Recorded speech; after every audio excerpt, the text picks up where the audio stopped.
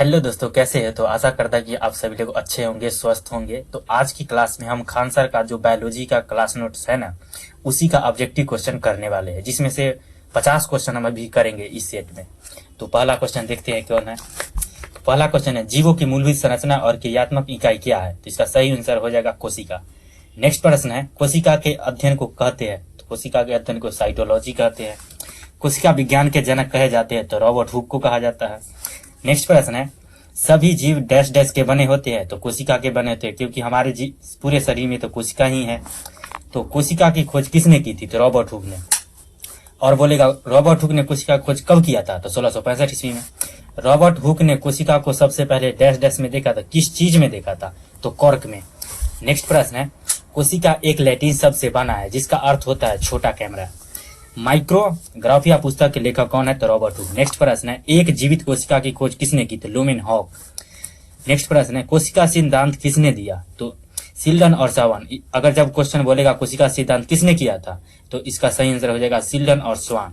Next प्रश्न है, कोशिका में जीव द्रव्य की खोज किसने किया?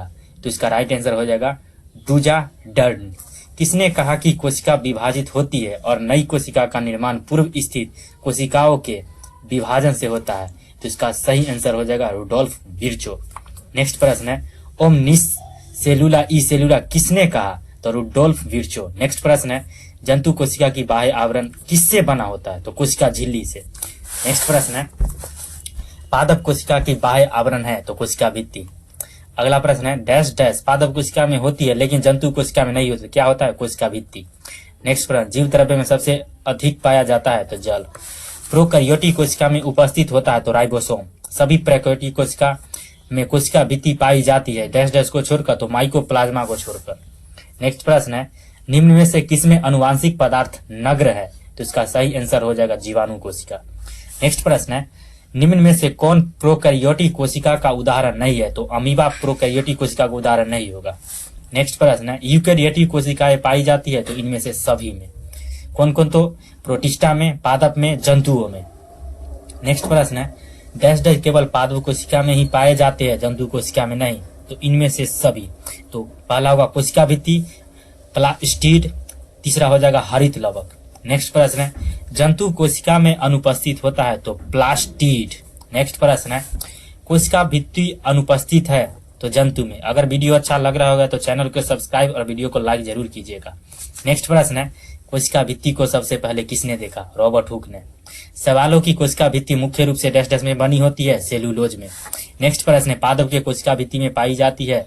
तो इनमें से सभी। कौन कौन? Cellulose, hemicellulose, pectin. नेक्स्ट प्रश्न है, कोशिका भित्ति में उपस्थित पदार्थ और उसके कार्य के संदर्भ में गलत चुने? तो गलत कौन सा हो जाएगा? सुबेरीन जल संवहन। नेक्स्ट प्रश्न है, कोशिका झिल्ली मुख्यतः बनी होती है? तो प्रोटीन और लिपिड से। कोशिका झिल्ली मुख्यतः किससे बनी होती है? प्रोटीन और लिपिड से। नेक्स्ट प्रश्न है, निम्न में से कौन वर्णात्मक परागम्य झिल्ली है? तो इसका सही आंसर हो जाएगा कोशिका झिल्ली।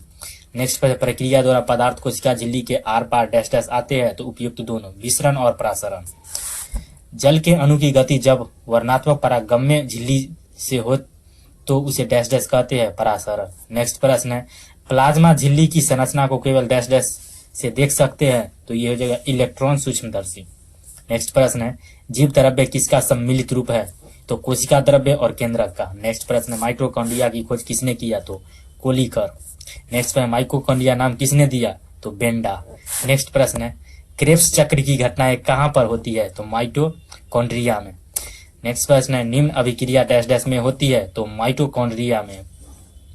कोशिका का शक्ति गृह किसे कहा जाता है? तो माइटोकॉन्ड्रिया को। तो ये माइटोकॉन्ड्रिया बहुत इंपॉर्टेंट है, इसलिए इसको अच्छे से आप याद कीजिएगा। नेक्स्ट प्रश्न है, निम्न में से किसमें कोशिका को घुला देने पर नष्ट कर देने की क्षमता होती है? लाइसोसोम। नेक्स्ट प्रश्न है, लाइसोसोम की खोज किसने की? तो डी डुबे। नेक्स्ट प्रश्न, लाइसोसोम को डैश डैश भी कहा जाता है? तो पाचन थैली और आत्महत्या की थैली भी कहा जाता है। किसको? तो लाइसोसोम को। नेक्स्ट प्रश्न, निम्न में से कौन रंगहीन लवक है? तो ल्यूकोप्लास्ट। नेक्स्ट प्रश्न है, जिस क्रोमोप्लास्ट में क्लोरोफिल वर्णक होता है उसे डैश डैश कहते हैं? क्लोरोप्लास्ट। नेक्स्ट प्रश्न, कोशिका का रसोई घर किसे कहा जाता है? तो क्लोरोप्लास्ट को। नेक्स्ट प्रश्न, पत्तियों की पीला रंग किसके कारण होता है? तो कैरोटीन के कारण। नेक्स्ट प्रश्न है, पर्णहरित में डैश डैश धातु पाई जाती है, तो मैग्नीशियम हो जाएगा। नेक्स्ट प्रश्न, डैश डैश में स्टार्च, तेल और प्रोटीन जैसे पदार्थ संचित होते हैं, तो लूकोप्लास्ट। तो आज का अंतिम क्वेश्चन है, राइबोसोम के संदर्भ में कौन सा असत्य है, तो इसका आंसर आपको कमेंट बॉक्स में देना है। तो आज का वीडियो यहीं समाप्त करते हैं।